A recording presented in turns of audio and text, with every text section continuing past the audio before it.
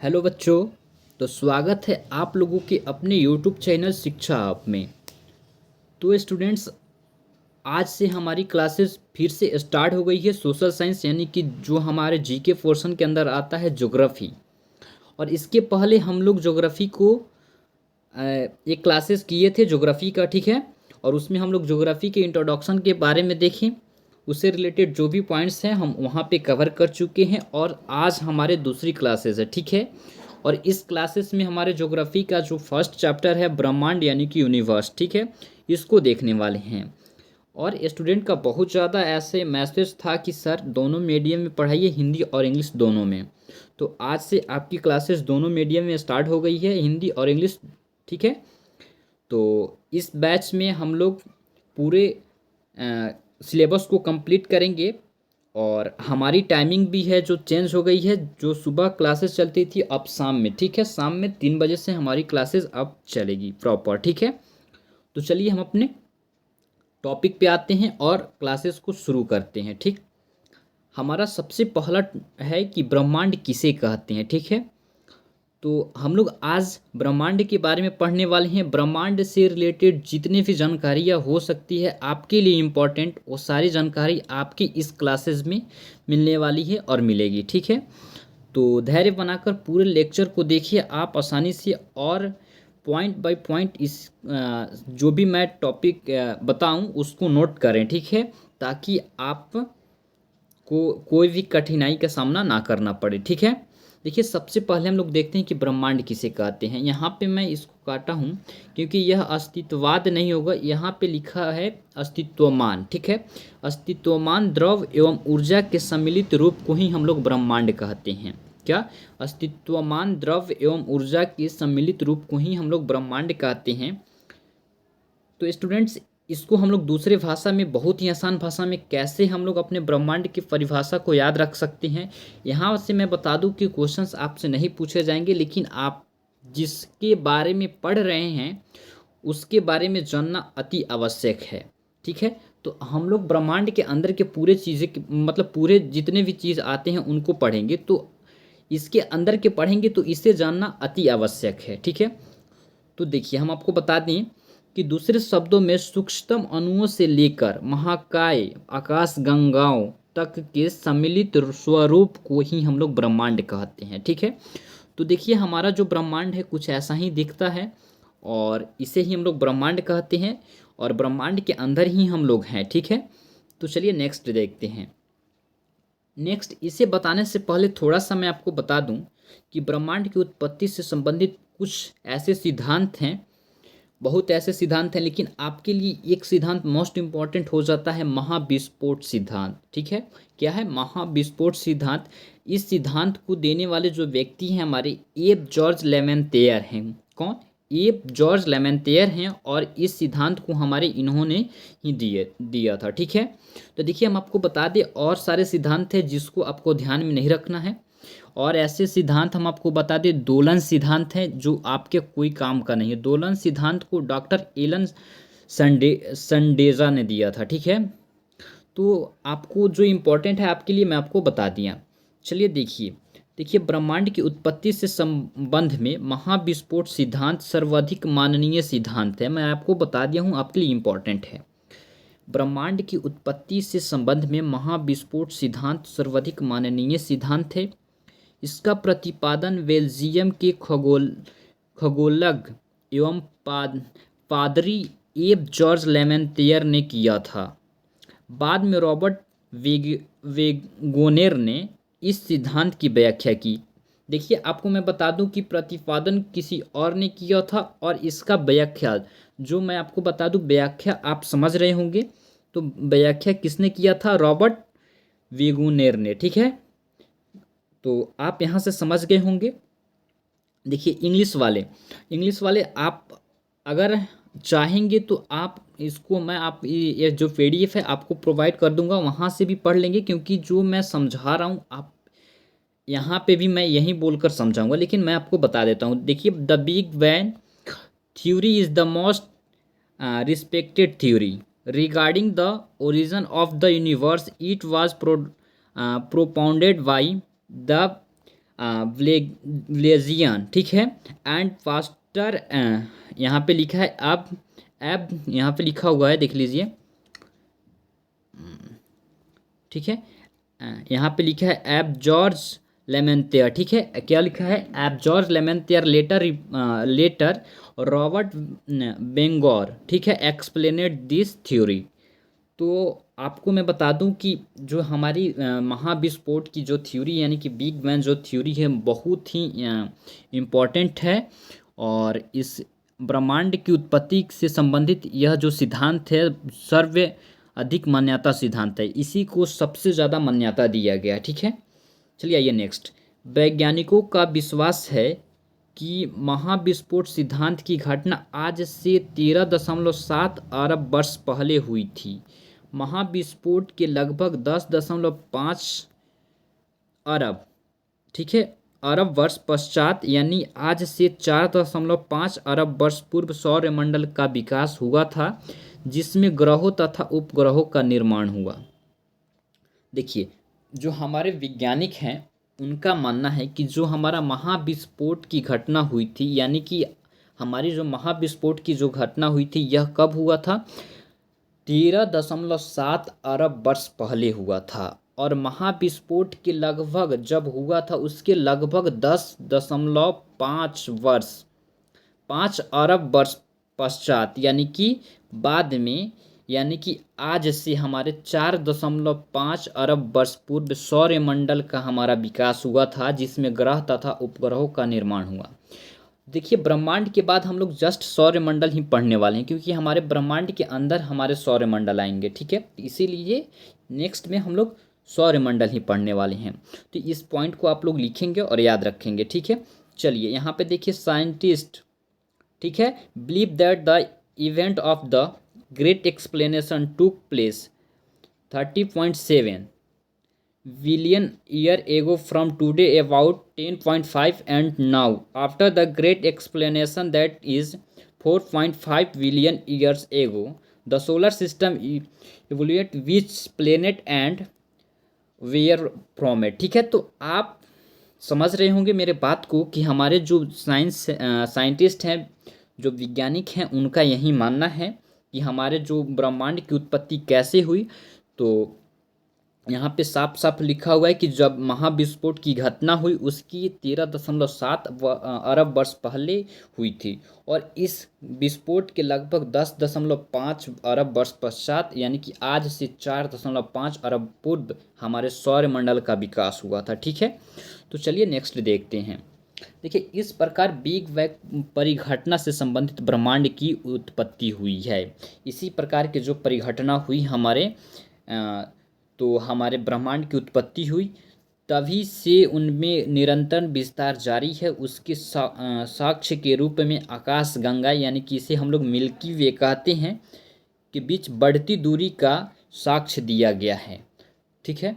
देखिए, यहाँ पे आपको मैं बता दूँ, कोई इंपॉर्टेंट पॉइंट नहीं है, बट जहाँ पे है आपको बता दूंगा, क्योंकि आपको उस सारे पॉइंट को समझने के लिए इसको जानना अति आवश्यक है। इसे आप याद रखेंगे तो भी भला, नहीं तो भी भला, ठीक है। लेकिन आपको मालूम होना चाहिए कि हमारे ब्रह्मांड की जो उत्पत्ति हुई है महाविस्फोट के कारण हुई है, ठीक है, महाविस्फोट सिद्धांत के कारण, ठीक। यह बात आप याद रखेंगे, ठीक। आइए, यह आप देख लेंगे, ठीक है, मैं इस पीडीएफ को प्रोवाइड करा दूंगा, ठीक है, नहीं तो टाइम जो है बहुत बड़ा हो जाएगा, ठीक है। देखिए, नासा ने 2001 में मैप यानी कि माइक्रोवेव जो है प्रोब नामक अनुसंधान की पुष्टि की है, ठीक है। कब किया, यह आपसे पूछा जा सकता है, ठीक है। तो आप इसे भी याद रखेंगे। नासा ने 2001 में यह मैप की उत्पत्ति की, ठीक है, मैप नामक अनुसंधान में इसकी पुष्टि की है। किसकी पुष्टि, हमारी ब्रह्मांड की, ठीक है। तो चलिए नेक्स्ट देखते हैं। देखिए, ब्रह्मांड, देखिए यह इंपॉर्टेंट पॉइंट है, ठीक है, आप इसको नोट करेंगे ज़रूर, ठीक है। देखिए, ब्रह्मांड का व्यास जो है हमारा 10.8 प्रकाश वर्ष है। ब्रह्मांड में अनुमानित 100 अरब मंदाकिनी है। प्रत्येक मंदाकिनी में अनुमानित 100 अरब तारे हैं। देखिए, पहले हमारे ब्रह्मांड का जो व्यास है 10 की पावर 8, ठीक है, 10 का पावर 8 प्रकाश वर्ष है। प्रकाश वर्ष आप जानते होंगे लाइट ईयर, एक लाइट ईयर में कितने एक light year is equal to कितना होता है, आप मुझे कमेंट में ज़रूर बताएंगे, ठीक है। और देखिए ब्रह्मांड में अनुमानित 100 अरब मंदाकिनी है। यहाँ ये सारे आपके इम्पोर्टेंट पॉइंट है। उसके बाद प्रत्येक मंदाकिनी में अनुमानित 100 अरब तारे हैं, ये भी आपके लिए इम्पोर्टेंट पॉइंट है। चलिए नेक्स्ट देखिए इंग्लिश वाले। यहाँ आप देख सकते हैं, देखिए the diameter of the universe is the 10⁸ light years. There are and यहाँ पे लिखा हुआ है, क्या लिखा है, एस्टिमेटेड 100 बिलियन गैलेक्सी, ठीक है, इन द यूनिवर्स।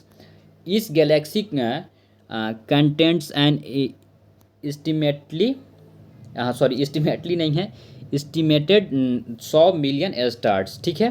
तो वही बात यहाँ पे भी है, ठीक है। तो आप पढ़ लेंगे, आप खुद से भी, मैं आपको PDF प्रोवाइड करा दूंगा, ठीक है। नेक्स्ट देखिए मंदाकिनी। देखिए जो हम मंदाकिनी किसे कहते हैं, देखिए तारों का एक ऐसा समूह है जो धुंधला सा दिखाई पड़ता है। क्या, जो मंदाकिनी है हमारा तारों का एक समूह है जो धुंधला सा दिखाई देता है। मैं आपको अभी दिखाने वाला हूँ कि हमारी मंदाकिनी जो गैलेक्सी है वह कैसे दिखती है, ठीक है, पड़ता है। तथा जो तारा निर्माण प्रक्रिया की शुरुआत का गैस पुंज है मंदाकिनी कहलाता है। यह आपको डिफिनेशन कुछ याद नहीं रखना है, ठीक है, लेकिन आपके एग्जाम में कहीं हो सके पूछ सकता है कि तारों का समूह जो धुंधला सा दिखाई देता है, आपको वहाँ पे ऑप्शन दे दिए जाएंगे। ऐसे एग्जाम में आपके पूछ सकते हैं, आप याद जरूर रखेंगे, आप इसको रीडिंग जरूर देंगे, ठीक है। उसके बाद देखिए हमारी पृथ्वी की अपनी एक मंदाकिनी है जिसे दूध मेघला या आकाश गंगा कहते हैं। यह आपके लिए मोस्ट इम्पॉर्टेंट हो जाता है, मैं यहाँ से रेड से अंडरलाइन कर देता हूँ, ठीक है, आप ज़रूर याद रखेंगे। हमारी पृथ्वी की एक मंदाकिनी है जिसे हम लोग दूध मेघला या आकाश गंगा कहते हैं, यह आप नोट जरूर करेंगे, ठीक है।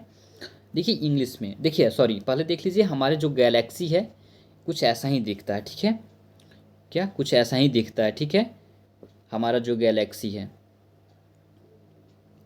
यानी कि मंदाकिनी, ठीक है, यही हमारा क्या है, मंदाकिनी है, ठीक, ऐसा ही कुछ हमारे ब्रह्मांड के अंदर दिखता है, ठीक है। चलिए आ जाइए नेक्स्ट, यहीं पे वही चीज़ को लिखा गया है, ए Galaxy is such A group of star that, आप देख लेंगे, आप खुद से रीडिंग दे देंगे, जो मैं आपको समझा रहा हूँ आप ज़रूर इसे सुनेंगे, ठीक है। और आपका इंग्लिश मीडियम में जो कंटेंट है आपको उपलब्ध करा दिया जा रहा है, ठीक है। मैं आपको, अगर आप कहेंगे तो मैं ग्रुप में इसे डाल दूंगा, ठीक है, PDF फॉर्म में, ना तो आप स्क्रीनशॉट ले लीजिए या नोट कर लीजिए, ठीक है।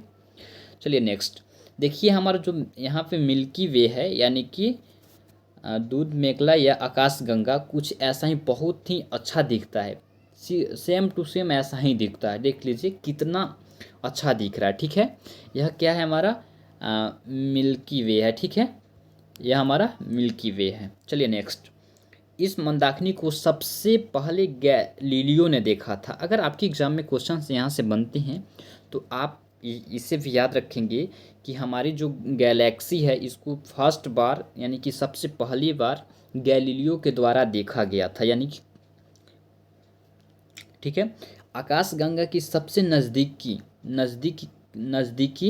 मंदाकिनी को देवानी नाम दिया गया। हमारे जो आकाश गंगा हैं यानी कि हमारे सबसे क्लोजेस्ट गैलेक्सी जो हैं उसके मिल्की वे का नाम जो हम लोग दिए, क्या दिए, देवानी, ठीक है।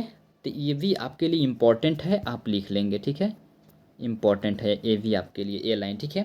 चलिए आइए नेक्स्ट देखिए, नवीनतम ज्ञात मंदाकिनी हमारे सबसे जो नया ज्ञात मंदाकिनी यानी कि गैलेक्सी है वह डवार्फ मंदाकिनी है। क्या है, डवार्फ मंदाकिनी है। देखिए उसके बाद हम लोग देखते हैं निहारिका को, ठीक है। यह एक ब्रह्मांडीय नर्सरी है जहाँ तारों का जन्म होता है। निहारिका में धूल और गैसों का बादल होता है।